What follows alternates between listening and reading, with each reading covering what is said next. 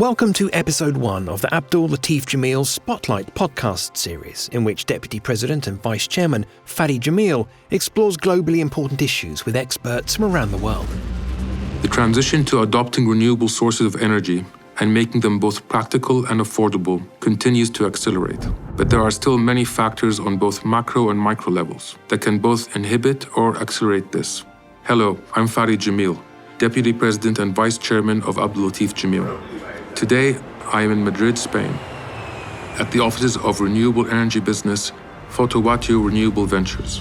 I'd like you to join me for a discussion about how energy storage is one of these critical factors that until recently have been seen as one of the inhibitors to wider adoption of renewable energy solutions. I've come here to investigate how advances in utility-scale battery storage can now be a driving force for a sustainable future. Hello, it's Felipe Fernandez. I'm Managing Director of FRV-X, also engineering and asset management in the company. My name is David Menendez. My background is in power systems and renewables, and I joined FRV as head of FRV-X. And FRV-X basically is an innovation team focused on the development of new business models along the new energy value chain. Basically, we are focused on impact, not in the research itself, and we are, exploring technologies from energy storage till software, including artificial intelligence. Can you briefly tell me what technologies out there in battery storage would you be looking for? We are very focused in the technologies that could bring viable business models. So there are several technologies out there, a lot of R&D groups, but right now we are focusing in the ones that are ready to go to the market. And on this side, what is currently the dominant technology nowadays is the lithium-ion batteries that is used widely in the industry, from the laptops, mobile devices, to electrical vehicles car.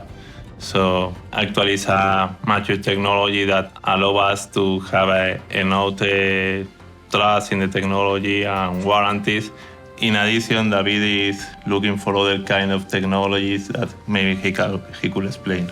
Yeah, absolutely. So basically, traditionally, storage has been existing in the power systems from many years ago. Basically, there's globally 100 gigawatts of pump hydro installed worldwide. And nowadays, there are other type of technologies like, air compressed. There are many type of different stationary batteries, from lead acid to flow batteries nowadays. And we're exploring also another, new ways to store energy. For example, we are going to explore the possibility to participate and to implement the storage projects based on hydrogen. So in the future, it will be possible and it's already possible to store energy and provide services to the grid through the production of hydrogen through renewables. Yes, actually nowadays with the technologies that we have, our storage projects are based in the short term. We are talking about 2-4 hours of energy storage. But we have to look also in what is coming, because in the future we'll need more very long-term storage technology where, for example, you can take all the solar energy that you receive in the summer and store that energy to be used in the winter. And it's something that maybe with things like hydrogen or other technologies we'll be able to do. What advantages does hydrogen have over the current existing technology that is used today? The production of hydrogen today is based on conventional, based on fossil energies or fossil fuels. So the idea is to create that hydrogen based on what is called green hydrogen, based on renewables. So together with wind power of solar. And the advantage of hydrogen is that it's the most abundant element in the universe. On the earth or in the nature cannot be reached or found in a pure way.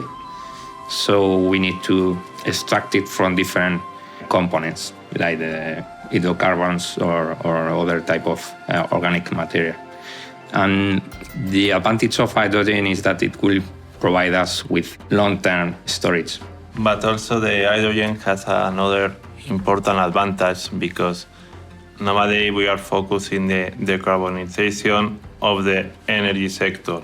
But to meet the global objectives, we need also to work in the decarbonization of the industry. And with the hydrogen, there are ways to do that because the hydrogen is a component that is also used in the petrochemical industry and, of course, could be used also in the transport. So hydrogen-based storage could help to transform energy storage systems in the longer term. But FRV-X is not just about hydrogen. It's exploring a diverse range of technologies that could provide a step change in how we produce, store, and use energy. The question is, how do you find out which technologies are worth exploring further? Which have the most potential to change our current energy models? Clearly, there's a plethora of technologies out there promising to be quite cutting edge. Who do you speak to find out what's out there? Do you speak to universities? Do you speak to venture capital? Are you talking to other renewable companies or energy companies to share ideas or see what's happening? Yeah, so basically the idea of FRV-X is to watch and scout those type of energies or new technologies, emerging technologies. So we have been working and trying to create our own ecosystem. So we try to be in contact very close with universities, R&D centers, and technology companies. And at the same time, we are trying to build relationship with technology providers as battery providers, but also power electronic companies and software enterprises that could bring us a lot of value in the coming years. What we are trying to do is to create that ecosystem that will help us and will support us to growth in the coming years. That is the idea. Of course, complex technologies and new energy storage systems need equally complex software and IT systems to operate and manage them. It's another vital area where FRV-X is investing in innovation. You mentioned IT systems. How important is that for battery storage? So at the end, a battery storage is a piece of hardware, but it needs also to have a type of software layer which will try to control and to manage all the sensors and to monitor how the plant or the battery itself is going to work. On top of that, there is an interface with the markets, with the electrical markets, where you need to have a type of interface and try to handle and manage all the communications with the market operator in order to deliver that power and to charge your battery when it's needed. Yeah, in a project like, for example, Halls Bay, our revenues come from a very different source of different markets, different sources. We have a stack of revenue, and it's not a fixed stack because it will depend of the market that is changing from one day to other. But with this kind of system, with the batteries, for example, in this project, we have just 2 hours a day to be able to go to the market and sell or buy energy. So we need an advanced system that are able to identify what will be the best time each day to charge and discharge the battery and maximize the revenues based in artificial intelligence and neuronal networks that are able to forecast the different markets that are running in parallel and determine which day is the best market and at what time to go and operate the battery. You mentioned the Halls Bay project. Can you please tell me a little bit more about this project? Yeah. So Halls Bay is going to be our first project in the storage market. It's going to be located in the UK, in the south of the UK, connected to a distribution network. And it's a one-of-a-kind project because it's going to be a combination of unique technologies. We have in FRV-X a startup mindset. We approach it, Halls Bay, with this mentality, and in the future it will allow us to scale those projects globally, as the UK is considered one of the test beds for the developing of storage in the electricity sector. The location of the project in UK is very important because we think that the UK is an example of how the other electricity markets will evolve. Very exciting. Felipe, David, thank you so much for your time. FRV and Harmony Energy's first joint venture is at Holes Bay in Dorset in southern England. Construction began in January 2020, with commissioning expected later in the year for what will be one of the largest battery storage systems in the UK. Fady caught up with CEO of Harmony Energy, Peter Kavanagh, to pursue this discussion further. So I founded Harmony in 2010. We were originally set up as a small-scale wind developer inside the UK. We developed 15 sites with the backing of the UK's biggest pension fund, USS. And about 4 years ago now, we shifted focus away from wind onto large-scale energy storage, specifically battery energy storage. And that has led us on to where we are today. What role does battery storage play in terms of solar and wind and power generation? Battery storage in our eyes is the missing link from the renewables mix, because what we're seeing worldwide now, not just in the UK, is that the cost efficiency of renewables is undercosting traditional power sources, but the ability to store it until recently hasn't been cost efficient. So the crucial role that batteries play is, in the UK, has been a brilliant example for the last 2 months, where the wind's been blowing very strongly. Prices in the markets have gone negative because there's no demand for that power. Had they had more batteries, you'd be able to store that power and then use it at times when there's more demand on the network. So we see this as a really exciting time because of where batteries sit in that renewables mix. Batteries clearly have enormous potential to speed our transition to a zero-carbon economy. They've been around for decades in one form or another, powering everything from watches to electric vehicles. But this new generation of utility-scale battery technology is groundbreaking in terms of both scope and scale. In layman terms, can you briefly explain the technology behind utility-scale battery storage? There's several different types of technology you can use for energy storage. We are focused on using lithium-ion battery storage. So it's very similar to what we have in electric vehicles, in laptops and phones. You have typical battery chemistry of your cathode and anode, and the electrons flowing between the two, depending on whether you're discharging or charging. On large-scale battery sites, the difference is you have a lot of infrastructure built around those battery cells to enable the connection into the networks, which is the more complicated part, because obviously there's huge amounts of power that are flowing between, and there's a lot of regulation to follow within the UK framework. Lithium-ion batteries are currently the dominant and most effective utility-scale energy storage solution globally, enabling the supply of 100% renewable energy to the grid 24 hours a day, 7 days a week. A huge step forward in our journey to zero carbon. But although the batteries enable more sustainable energy systems, they are not in themselves sustainable.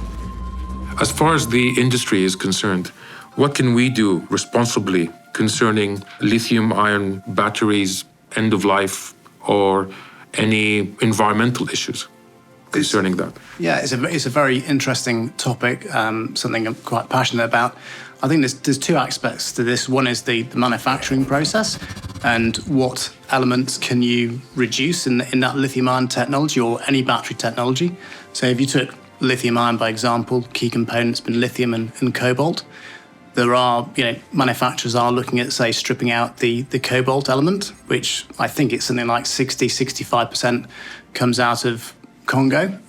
So not particularly great conditions. It's not a perfect world we live in, unfortunately.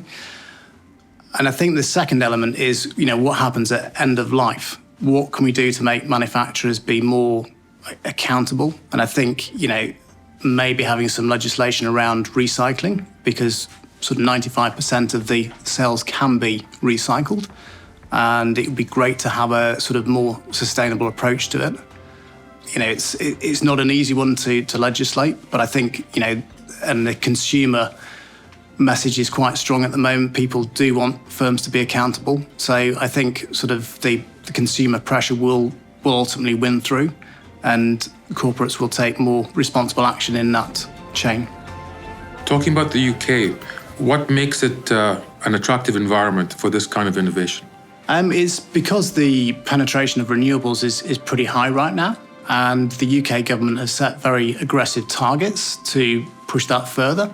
So it's now in binding legislation that the UK must have carbon reduced by 100% from 1990 levels by 2050, which will mean far higher penetration of intermittent sources such as wind and solar, which in turn, because those sources are intermittent, the storage is the missing link, and it turns means that there has to be a large growth in storage. That could be through stored hydro, it could be through flow batteries, it could be through lithium ion. We think at the moment lithium ion looks like the clear winner because a hydro scheme typically takes 7 or 8 years to build out. It's very expensive, and we're already seeing battery cell prices come right down to a level where it makes a lot more sense to utilise them and have multiple locations dotted across the UK network. You talked about several technologies now, and lithium-ion is obviously a market leader. Do you foresee any new technologies in the future, and what does lithium-ion lack that you would like to see in the technology? Yeah, it's a very interesting question and quite a hot topic at the moment. We've looked at, over the last 4 years since we've been in this space, we've looked at flow batteries, which is an exciting space because the one thing that the lithium ion does lack is a longer duration aspect. So you can stack out batteries to be 2, 4, 6 or 8 hour systems. It's quite expensive to do so, and the batteries degrade quite heavily. So typically, if you're cycling a battery for, say, 1 hour a day, so you're discharging it fully and charging it fully, it'll degrade you'll lose about 30% of the capacity by year 10. So with a flow battery, conversely, you retain a much higher percentage efficiency by year 10. The issue at the moment is that because flow batteries aren't being built in a large scale, the pricing hasn't really moved very far.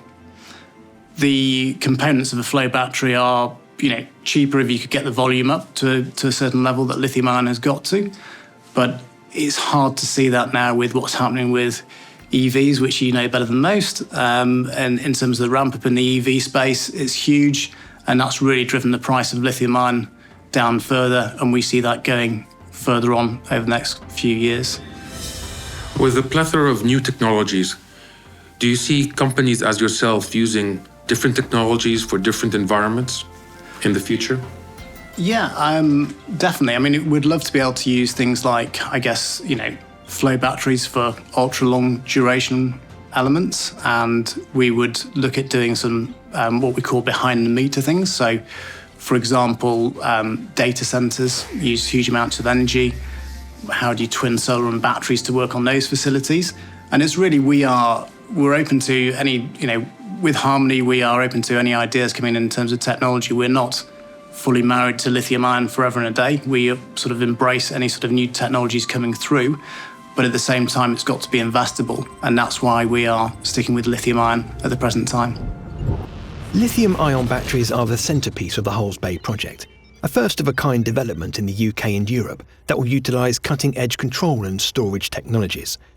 The scheme will see a system of lithium-ion batteries, with a combined capacity of 15 megawatt-hours, connect to the local distribution network, providing the capability to store energy from renewable sources and give crucial flexibility to the grid. Halls Bay project, in which FRV is participating with you. Could you tell me a little bit about this project? Yeah, sure. So the Halls Bay project is a 7.5 megawatt, 15 megawatt hour facility. So that means it will produce 2-hour duration power. It's based on the south coast of England, connecting into the Scottish and Southern Energy Network. It's super exciting for us because we've been sort of looking at the space for 4 years now, and this is our first project. And it's obviously FRV's first as well, so we're very honoured to be the first one globally. We are mid-construction at the moment. The batteries have been delivered onto site at the end of March, and we hope to be switched on by the end of May and fully trading come June this year. So yeah, very exciting times. I look forward to that day, and I hope to visit very soon in the south of the UK. Generally speaking, what more needs to happen in terms of technology or government policy, if anything, to speed up the adoption of utility-scale battery storage solutions? So in the UK specifically, it's mainly, I think, government policy has slowly changed through Ofgem. Things like network charges weren't really in favour of batteries until recently. So this is changing, but it's just changing a lot slower than we'd like it to. We would like subsidies, but we don't need subsidies to make it work. We would just ask the government for a more level playing field.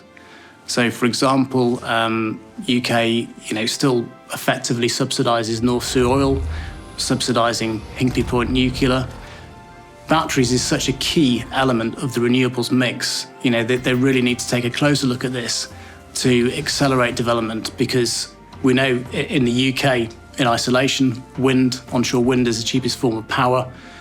And in order to increase the number of wind farms we have in the UK, you do need to increase the storage capacity. So the government needs to make it a more relaxed planning regime to enable a higher penetration to come through into the market.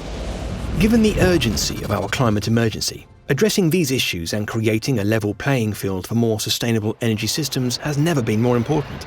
The winds of change are surely blowing in the right direction. And of course, with change comes opportunity. Apart from regulation and policy, what hurdles stand in the way of the storage sector? So the biggest single hurdle we've had to date, bearing in mind we've been at this 4 years, has been funding. So what we're seeing is that most funders, bank debt funders particularly, which have traditionally funded wind or solar developments up to sort of 80%, are not really participating in this market in any major way yet. And the reason is they and other investors are used to long-term contracted government subsidies on wind and solar, which gives them a very stable cash flow. And we're now moving to what we describe as a merchant market, where we're trading the energy. It is higher risk, but we see very exciting levels of returns on these projects. And we think the market will turn, because these banks and the large pension funds we know well are sat on large amounts of capital that they have to deploy. The public pressure is for them to deploy it into the renewable energy space. And as we see, certainly younger generations moving through, that pressure will become more and more so, because they are wanting banks and pension funds to account for their investments. And, if you're a pension fund now sat on 50, 60 billion of capital and you've only allocated 5% into renewables, you're going to look pretty bad from an investor's point of view. And if these projects are proven to deliver attractive returns, why wouldn't the banks and pension funds become more active? Where would you like to see Harmony Energy in the next 5 years? I would like to see us move out of the UK to other markets, but in the UK specifically, I would like to see us get to sort of 1 gigawatt in batteries. Maybe not all connected within that time frame, but certainly have the pipeline developed out to that sort of size. And then I think there's some other really interesting markets to look at globally as well. But, our bread and butter is the UK market. We understand it very well. We understand the grid very well. So I really want to focus on that area of expertise we have. What other promising markets for Harmony Energy do you see in the future after the UK? So I think any country which has a reasonable amount of intermittent renewable penetration already, so anywhere with lots of solar or wind is of interest. So, whether that's Australia, obviously you're very active there already. Any country like that is going to need a lot of battery energy storage to make their grid facilities work properly. And we're seeing now, not just in the UK, wind is the cheapest form of power, but in multiple jurisdictions around the world, solar is the cheapest form of power, for example, Australia. This is only going one way, the way we see it, because the cost of solar is coming down, the cost of wind is coming down. It's undercutting traditional fuel sources.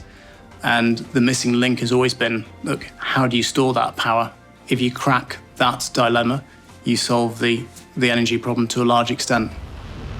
Fady Jameel was speaking with Felipe Fernandez and David Menendez of FRV-X, and Peter Kavanagh, CEO of Harmony Energy. Join Fady next time when he'll be discussing the global water crisis and issues affecting the industry.